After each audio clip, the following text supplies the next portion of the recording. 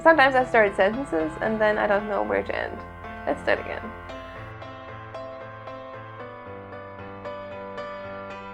Hey guys, welcome to this episode of the Happy Knitting Podcast. My name is Julia and I'm coming to you from Germany.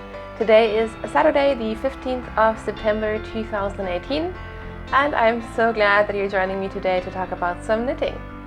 If you are a new viewer, welcome. I really hope that you will enjoy this podcast. And if you are a regular viewer, welcome back. Thank you so much for being one of those people who tunes in every week or so. I really appreciate that, and I can't believe the amount of people who have been watching this podcast, maybe even since the very first beginnings 3 years ago. So that's just crazy. So thank you so much for spending some time with me today. This is a knitting podcast, so I will talk about some finished objects, works in progress.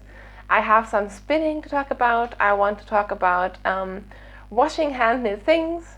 And guess what? There are no acquisitions this week, which is insane. I'm getting a little antsy about that.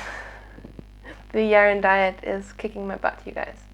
But that's what's going to happen today, possibly followed by some ramblings about what's been happening in my life. We'll see how that goes. So, first of all, let's have some coffee. I keep wanting to say that this is my first coffee of the day, which is totally not true. But this is my first coffee of the day that is not like a crappy bakery coffee that was made at our supermarket, but my first proper, amazing tasting coffee. I even put some vanilla today in it, and it tastes really good. So first of all, last week I did a little bit of a rant, and thank you so much to every one of you who commented, and I did not expect that. I did not expect the amount of comments I got on that video, and I usually don't really care about numbers that much, but when I get that many comments, it always kind of makes the whole podcasting thing more real to me, because obviously I have a rough idea of the amount of people who would subscribe to this podcast, watch this podcast, but it is always very hard to imagine that. And then when a couple of people actually take the time to write something about what I said, I realize that there are actual people out there watching me ramble about knitting and life and whatever.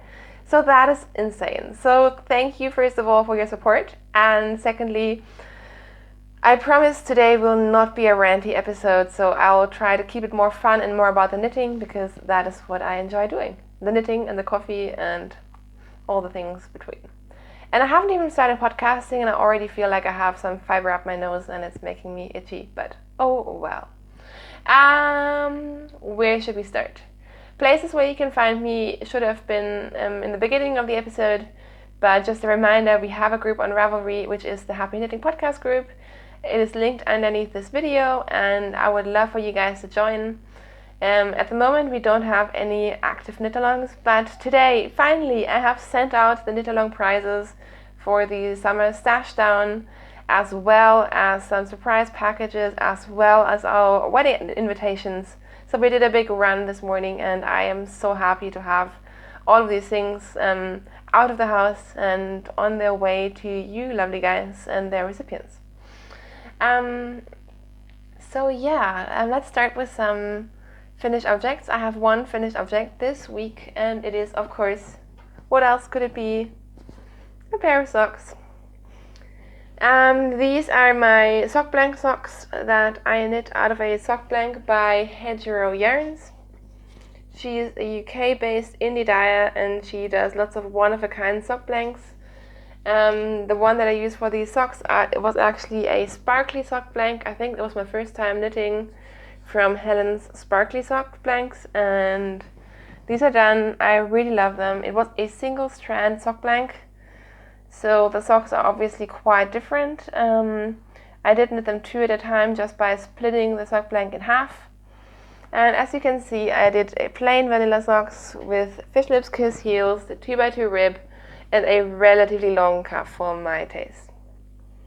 So I'm super happy with these.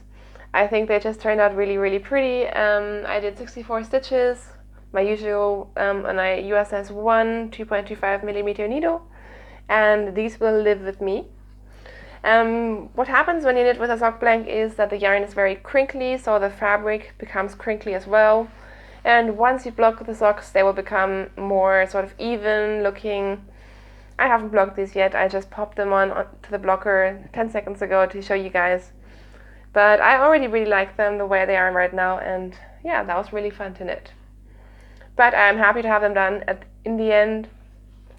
I don't know, I was halfway down the feet and then it just kind of dragged on a little bit. But they're done now and I'm very happy about that. And that is it in terms of my finished objects. So we will move straight along to my current works in progress. So we'll start with the socks because they're on top. I'm still working on my King Cole socks, King Cole zigzag yarn, which I'm using for the first time. It's getting harder to show you because I had a huge mess with the yarn, but I think it's mostly resolved. So this is King Cole zigzag, and the colorway is called Blossom. It is number 3167. And you know, if you've been watching before, I like trying out commercial sock yarns, so this is why I tried this one. And I think last week I had already finished the first sock. In case I haven't, here it is. It is a stripy, sort of like marled stripe sock. And I am now working on the second one. I took this yesterday with me on the bus, and I got 4 stripes done, so that's not too bad considering we weren't going very far. But yeah, I haven't really been working on them. Maybe I should take them with me when I go travel next week. I probably should, but then again, I've kind of lost steam on these. I love my commercial sock yarn, but then sometimes I prefer knitting with like softer sock yarns. But yeah, this is working out quite nicely. I'm pretty sure they're going to be a gift for someone who I think will appreciate those crazy colors. But yeah, we'll see how that goes. That's where we are with those. Like I said, I took them on the bus with me yesterday. Wanted to get it out and just knit a couple of rows, and then this huge yarn burst just came flying at me. And yeah, I wasn't very excited about that, but oh well. So that is that. Next up, I'm throwing project bags again. Next up is a new cast on, which makes me so excited. It is living in another one of my GB Rue Sews bags, which the previous one that I just showed is from her as well. This is my 2 at a time sock bag, so it has like 2 compartments, but I love it so much I'm using it for 1 at a time socks as well. Because it doesn't matter, you can put your yarn into one side and then you can put the socks on the other side. And this is a new cast on, which makes me ridiculously excited. This is yarn that a lovely friend of mine sent me quite recently. It's a self-striping yarn from Rock and String Creations, who are based in the US, I believe. And this is their self-striping Christmas colorway. So this is their logo, and it's called Reindeer Games. So yes, I am knitting Christmas socks. I think this is my second pair of Christmas socks. I already finished the first one. And I am addicted to these socks. These are so fun. Look at that. Isn't that crazy? I cast on in the beginning, I was like, those are really weird colors. But now that I've made a bit of I've knit more of the sock, I think they're so fun. This is my first time knitting with a self-strapping yarn that is, I don't want to say variegated, but it's very tonal, and it has like speckles within the stripes. And it is so much fun to knit up. So these are definitely going to be my Christmas socks for this year, which is not to say that I won't knit more Christmas socks, because you can wear more than one pair of Christmas socks, right? So anyways, I love these. These will definitely stay with me. This is a very special to me yarn. I love self-striping, if you haven't noticed, and I feel like there are not that many self-striping dyers here in Europe, in Germany, in the UK. There are a couple, but I am very jealous of you Americans who have like so many beautiful self-striping dyers, like such as Desert Vista Dye Works, Jinx Yarn, Mustache Yarns, Rocquaine-Obsessed Creations, apparently. There are so many out there, so these kind of yarns are always very special. So I'm doing a vanilla sock, as you can probably tell. I'm going to do an afterthought heel, so I'm just going to knit a tube essentially and then cut in the heel later. And that is pretty much all I have to tell you about that. Not very exciting, but I really love this yarn. Okay, moving on. If I manage to figure out my project bag. I have 2 sweater whips. So where should we start? Let's quickly show you the progress on my Jolie sweater, which admittedly is not very much. I debated not even showing this to you guys, but I don't have that much content, so I thought I'd just show it again. So this is my Jolie sweater, and I always forget the name of the designer. I am so sorry.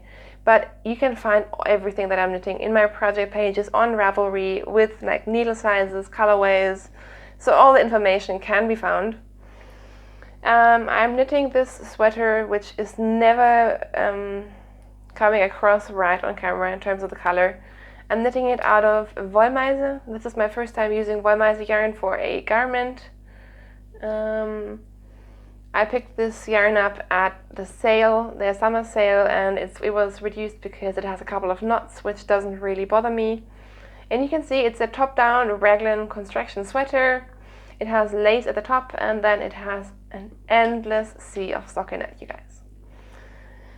I have knit many fingering weight sweaters, but none of them ever felt as slow going as this. This is, oh my gosh. I love it, and I tried it on and it fits beautifully. I think it's going to be great in my wardrobe, but it is so much stockinette on a relatively tight gauge. And I'm also alternating skeins using the helix knitting method, which is great, but that does make it a tiny bit more or less portable, I guess. And usually I like knitting when I knit a lot of stockinette, which I usually don't mind. I just kind of get a good movie and just knit.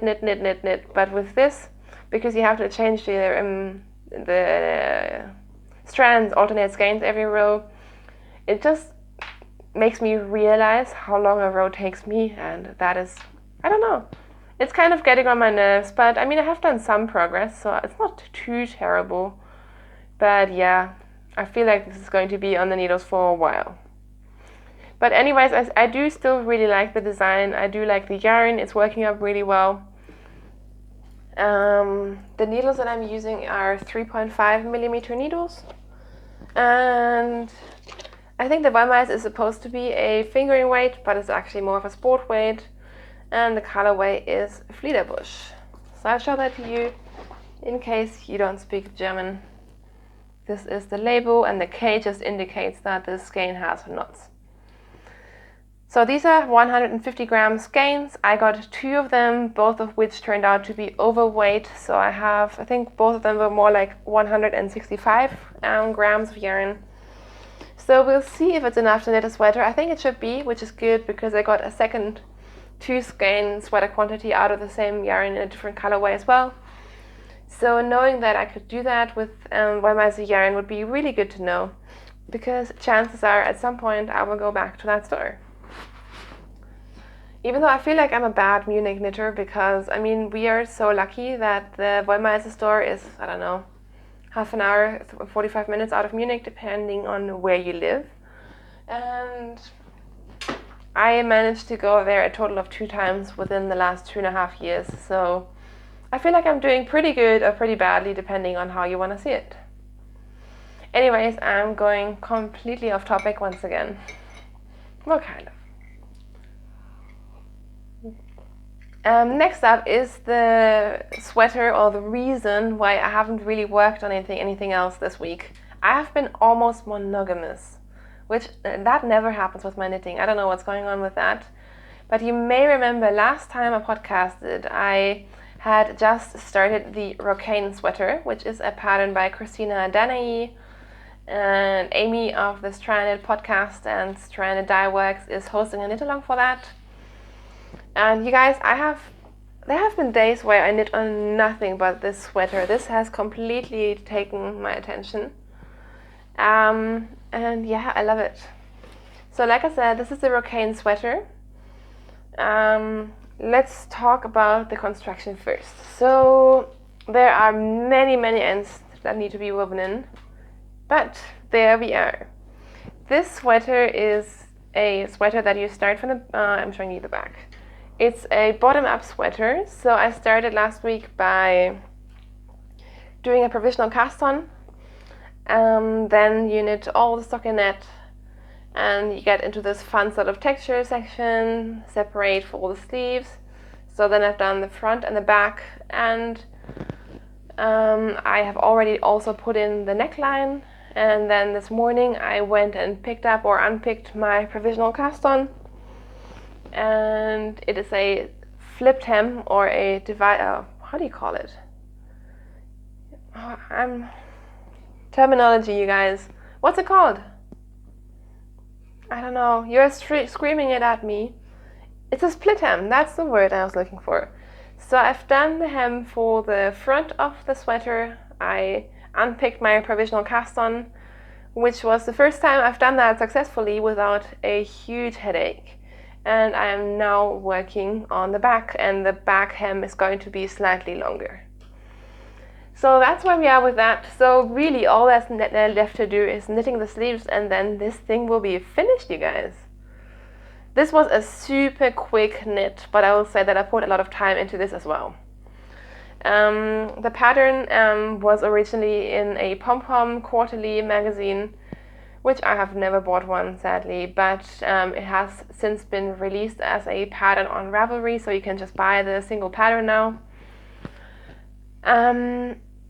Modifications I've done to this is I have, instead of binding off the top of the shoulders and then seaming it together, what I did was I just left it on the needles and then did a 3-needle bind off on the inside. So what you could do either like a 3-needle bind off or a Kitchener stitch, but whereas the Kitchener stitch is basically invisible, what the 3-needle bind off does it creates a seam on the inside. And that just gives it a bit more structure, which is nice with garments. So that was my first modification. The other modification that I did is I knit 3 inches more of the stockinette, because this is a very cropped sweater and I'm just not a cropped sweater person. I think that's pretty much it in terms of modifications. Oh yeah, and I'm doing this all in the completely wrong order, because that's what I tend to do with sweaters. I think they want you to finish the body, which I've done, then knit the sleeves, then knit the hem, and then do the neckline. But I wanted to finish the neckline because it always looks so unfinished and wonky before you pick up the stitches, so I did that last night. And in the photos, a lot of people have really loose necklines, and I was worried about that because I don't want a huge neckline. So I bound off relatively tightly, and this was the first time I've used this is a kind of I-cord bind off, and I really like it. It adds a lot of structure. So it's almost too small now, but I think it'll be perfect, and I don't like this isn't going to stretch out too much, which is great. What else? I tried it on, like I said, and it is relatively tight, which I think that's part of how the sweater works. And I'm just not used to like negative ease on my sweaters, so I'm not quite sure how I feel about it. But I was wearing it with like this shirt, just trying it on last night, and the collar was sticking out, and it was actually looking really cute. Not the sort of thing that I would usually go for, but it was really nice. So I'm pretty sure I like it, and I think a good block will help because this is a knit pearl texture, which in itself was really fun to knit. And yeah, so I feel like I'm pretty close to finishing this thing, especially because the sleeve, or the whole sweater obviously is knit in a DK weight yarn, so it goes relatively quickly. The only thing that worries me is I have so many ends, because I'm using a yarn that comes in 50-gram balls. I'm using Drops Lima Mix, which is a great sort of budget yarn. It's a wool and alpaca blend. This is colorway 4434. And yeah, obviously again, when you do this sort of construction as well, you do the front and the back separately, and then you do the front left and right, and again from the back separately, so you end up just cutting your yarn a couple of times, which always gives you extra ends. But they will be woven in at some point, I promise. But yeah, I'm very, very excited about the sweater. I'm excited that it's going really fast. It is also, I've been knitting a lot of top-down sweaters, a lot of colorwork sweaters, and this is just different. This is a sort of sweater that I used to knit when I started knitting garments, like bottom-up versus top-down, solid colors rather than colorwork, so it's been really fun. What else is there to tell you guys about? I talked about the yarn. I'm also feeling really good because I'm knitting out of stash. This, as well as the Wollmeise, this is all stash yarn that wanted to be used, so I feel like I'm pretty proud, even though by now I'm kind of starting to miss, buying yarn, which is insane, I know, but yeah. But it feels really good to get some yarn out of storage, because the yarn is there to be used, and this is actually quite a nice yarn if you're not super sensitive, and I think this would actually be a good yarn for color work as well. So that is my Rocquaine sweater, and I'm really, really proud of that. And I think the knit along goes until the end of September or even the middle of October, and so I should definitely finish it in time. And look at that texture, isn't it fun? Again, the color isn't coming up too great, because apparently these days all I do is knit purple sweaters, and purple isn't great to photograph or film, but that's the way it is. We'll see how that goes. So that is my Rocquaine sweater. I have a ton of yarn left. I have 3.5 balls here in my bag, and I have another 4 balls in stash, so I totally overbought when I bought the yarn, but I'm sure I'll find a use for it. So you guys, that is it in terms of what I've been knitting, but I do have some spinning to show you guys. This has been done for a while, and I should really wind it up, wash it, finish it and all that, but I just haven't really had the time. But this is some sock yarn that I spun from a merino nylon braid from Das Mondschaf. It's been ages since I've worked with her fiber. She was, I think, one of the very first people who I met who dyed fiber when I started the podcast and started spinning, like maybe 3 years ago. I'm not quite sure. And I actually met her at a festival a long time ago, way before everyone knew about Das Mondschaf. So that's really, really sweet. And I still always enjoy working with her yarn and fiber. But that aside, I don't remember the colorway for this, but it's a merino nylon. And what I did is I split it into, I think, 8 or even 10. I did some funky splitting, you guys. It wasn't a fractal spin, but I don't know what I did. I split the whole thing into lots of little fiber nests and then spun them from the top. And then I did a chain ply, so this is a 3-ply sock yarn. Even though I am slightly worried that it has in some parts become too thin. So I want to get a proper sort of like fingering weight sock yarn, and I don't know, I hope it's sock yarn. I hope the weight is okay, because I don't really want to knit socks with more stitches, but then again, I really want this to be socks. So even if it turns out to be a different weight, this will definitely be socks. And I love how it came out. Like I said, it would be much easier to show to you guys fully finished, but that's where we are, and I'm really excited. Maybe today I'll actually wind it off and count the yardage and soak it and all that. But yeah, that is done, which means I have an empty wheel. So again, I'm thinking I might do some more spinning today. This took me forever, to be honest. I think this took me like 8 weeks to spin. But again, it takes a lot of time to spin 3-ply sock yarn, so I'm trying not to beat myself up too much about it. Also, and although I do know that when you start and stop so many times with your spinning, it is just much easier to get variations in terms of just how thick you spin and stuff. I try to stay very consistent, and I do have a very consistent style of spinning, I think, but it would be more consistent if I just, spun the whole thing over the course of a day or two. But yeah, nothing we can do about that. I'm very happy with these. I love these colors, and I really want to knit more with my hand spun, and I never do, so maybe that's again something I should cast on. So that's it in terms of what I've been making. But I don't have any acquisitions. Actually, I'm really sad because ages ago I ordered some yarn from Denmark, and I've kind of been worried about where that had gone. I ordered it from a Danish site because I do everything that Ellie from Scania does, and that's what she did. And the site was in Danish, so I ordered using Google Translator, and obviously all the emails I got were in Danish. And just yesterday I sent them an email in English asking, I haven't gotten the yarn, is everything okay? Did my order even go through? Like, I have no idea. And of course, today I found out that apparently my package has been somewhere in Germany. Not the fault of the yarn company at all. We have different postal companies here in Germany, and some of them are just terrible. They apparently tried to deliver to my house 3 times. I'm sure it was only 1 time, but the yarn has been found, and I'm hoping I'll be able to pick it up at some point. Total tangent there.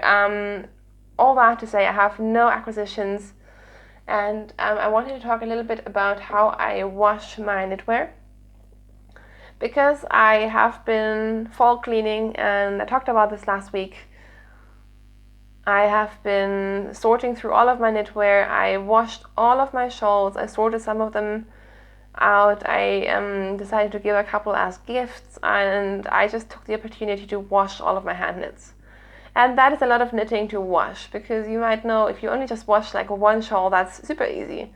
But if you then have like 20 shawls that you want to wash, it turns into a little bit more work. So I just wanted to share how I treat my hand knits, which is not to say that I'm doing the right thing, and I have proof that I'm not doing the right thing right in front of me right now. But I just wanted to share my process and maybe start a conversation about that. So, first of all, I knit a lot of socks. So I machine wash all of my socks. I know tags say a lot of time it is best to hand wash socks, but you know what? I just don't have the time, and Kai and I, we both wear hand knit socks a lot. So by the time I get around to washing them, I usually have like 30 or maybe 40 pairs to wash, and that's just not happening. So I wash all of my socks in the machine just on a 30-degree cycle. Sometimes when I'm just washing socks, I turn the temperature down to 15 degrees. I always make sure not to spin them too highly, because I think that'll fail them the most. But I just throw them in the washing machine, and they turn out more or less fine. Maybe they won't last as long, but then again, I think I'm still treating them pretty well. Then I just hang them to dry. I don't have a dryer. Even if I did, I would never put my socks into a dryer, so that's where that stops for me. And I've been doing that for years, and it turns out fine. Every now and then it doesn't turn out fine, so that's sort of the risk you take. Proof in point. These are some beautiful MCN socks that I knit out of a yarn by, I think it was Viking Yarns. Not even that long ago, and this is not the fault of a yarn dyer, but generally a lot of yarn dyers write down hand wash your knits, because it's a safer option, and I guess as a dyer it's better to be safe than sorry. And like I said, I don't listen to that. These socks have felted very quickly anyways. This is an MCN, so it's a merino cashmere nylon blend. And they came out of the washing machine, and they look like this. They're pretty much, I'm not sure if you can even see, but they are pretty much completely felted in some parts, which again, I'm totally not blaming the yarn company for this. This is just the nature of the yarn. Generally, that is why I only sometimes even like MCN yarn for socks, because they just don't hold up very well. But in this case, that definitely went wrong. You can see here I did my garter stitch fish lips kiss heel, and this is just completely, like, it doesn't even stretch anymore. I'm not sure, they probably would still be wearable, but I think I'm going to throw them out, which, like, that's the thing. I'm pretty relaxed about that as well. I don't like to waste yarn. I don't like throwing things out, but, well, these have been worn and they have been loved, and now it's their end, and that's fine. So that just proves that not all of my knitting experiments always go to plan. Sometimes I mess up, and you can see here some of the pattern is not even that visible anymore. Also, these socks lost a lot of their color. Again, probably using a wool wash and maybe soaking them would have helped, but oh well. But that is the rare exception. I have about 60 pairs of socks plus another like 30 pairs that Kai wears, and they hold up just fine. And I think it's important to make things that are practical. That's just my personal view. I mean, if I knit a sweater that is worth a couple hundred euros or whatever, which I don't, I mean, I would be more careful with that. But I feel like it just has to work with our lifestyle, and that's fine. In terms of my shawls and sweaters, I never wash my sweaters in the machine. I have some superwash sweaters, but even with them, I just throw them in and I just soak them, because obviously that is not, you don't have that many sweaters that you need to wash at the same time. So I always just soak them. I use Eucalan, which I love. And usually I used to just always then dry them in a towel and lay them out flat to dry, block them, and so on. When I did the huge resorting experiment, I washed a lot of knitwear. So what I then did is I still soaked them with Eucalan in our sink, and I made sure to separate the colors, because yarn does tend to bleed sometimes, and I did ruin one shawl. Oh well. But then I actually threw those knits into the washing machine just for a spin. So I put in just a spin cycle. The yarn doesn't get washed; it just gets a lot of the moisture out. Again, I think my washing machine that goes up to a spin cycle of like 1200 or even 1600. I always turn it down to 800. Not sure what 800 stands for. Is it? Oh, I don't even know. I'm not going to guess. And I've actually really been enjoying that. And I used that method also for the sweater for my sister, which I showed you last week. Because what happens is the garments come out a lot more like even and less crinkled than if you squash them in a towel. So I actually really enjoyed that, and I feel like it made the blocking process a little bit quicker. So I think that's something I will do more often, if not all the time, with future knits. Because it just seems to be the better way than rolling things up in towels, which also has the disadvantage that then you have like really wet towels, which kind of tend to pile up. So yeah, that's just how I take care of my knitwear. Like I said, it's not perfect. Sometimes it doesn't go to plan, but I think overall, this is the maybe second or third thing I've messed up over the last 3 or 4 years of knitting, so I think that's pretty fine. And like I said, I would love to hear what you do with your knits, how you care for them. You have my full respect if you hand wash all of your things, and I totally agree with that. That's the best thing. But like I said, I just try to do something that works for us, and I'm also trying to get Kai to wash some of the hand knits, but I think he's using the excuse of I don't want to mess anything up as a very, very handy reason not to do wool laundry. So that's that. And I hope you found that somewhat interesting. If not, I'm sorry. That is pretty much it in terms of the knitting content for this week. What's been happening in life? Not that much, to be honest. I've had a better week than the last couple of weeks. I just had a couple of sort of like very stressful weeks. This week I didn't do any business trips, so that was nice. Things were relatively uneventful. The week went pretty quickly, which was good.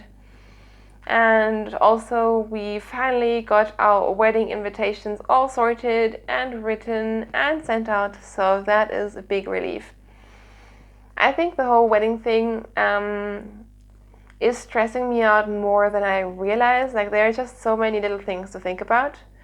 So every time we complete like one step, it feels really, really good, and it's just one less thing to worry about. At some point in the future, I want to actually start booking our what's it called? Honeymoon. That's it. That's what it's called.